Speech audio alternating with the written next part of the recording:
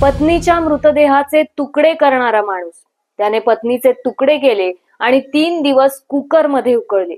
उरलेली हाडे मुसळाने चिरडली. पाहुयात याच्याबद्दल सविस्तर माहिती. नमस्कार, मी अमृता आणि इनसाइड स्टोरी मध्ये तुमच्या सगळ्यांचं स्वागत. तर हैदराबाद मध्ये एका पतीने आपल्या पत्नीची हत्या केली. एवढंच नाही तर त्यांनी मृतदेहाचे तुकडे केले आणि प्रेशर कुकर मध्ये उकळले आणि त्याचा विल्हेवाट लावण्याचा प्रयत्न सुरू केला. हे भयानक कृत्य केलं आहे गुरुमूर्ती याने. गुरुमूर्ती हा एक माजी सैनिक असून सध्या संरक्षण आणि संशोधन आणि विकास संघटनेत म्हणजे DRDO मध्ये सुरक्षा रक्षक म्हणून काम करतो.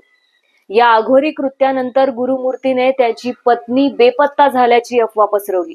ती बेपत्ता झाल्याची तक्रार नोंदवण्यासाठी तो तिच्या मृत पत्नीच्या वडिलांसोबत पोलीस चौकीतही गेला. तिच्या कुटुंबाने 16 जानेवारी रोजी बेपत्ता झाल्याची तक्रार नोंदवली होती. दरम्यान पोलिसांना गुरुमूर्तीवर संशय आला. तसा पोलिसांनी गुरुमूर्तीला ताब्यात घेऊन त्याची कसून चौकशी करता त्याने घडलेल्या प्रकाराचा खुलासा केला.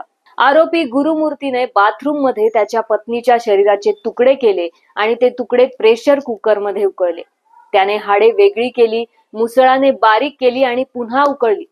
3 दिवसात मांस आणि हाडे अनेक वेळा शिजवल्यानंतर त्याने ती पॅक करून तलावात फेकूनही दिले.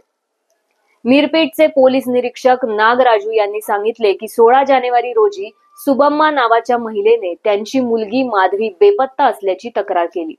तिचे लग्न 13 वर्षापूर्वी गुरुमूर्तीशी झाले होते. गेल्या 5 वर्षांपासून पत्नी आणि पती दोघेही त्यांच्या 2 मुलांसह मिरपीट पोलीस ठाण्याच्या हद्दीतील व्यंकटेश्वर कॉलनीत राहत होते. या महिन्याच्या 16 तारखेला तक्रारदाराची मुलगी माधवी आणि तिचा पती गुरुमूर्ती यांच्यात काही कारणावरून वाद झाला.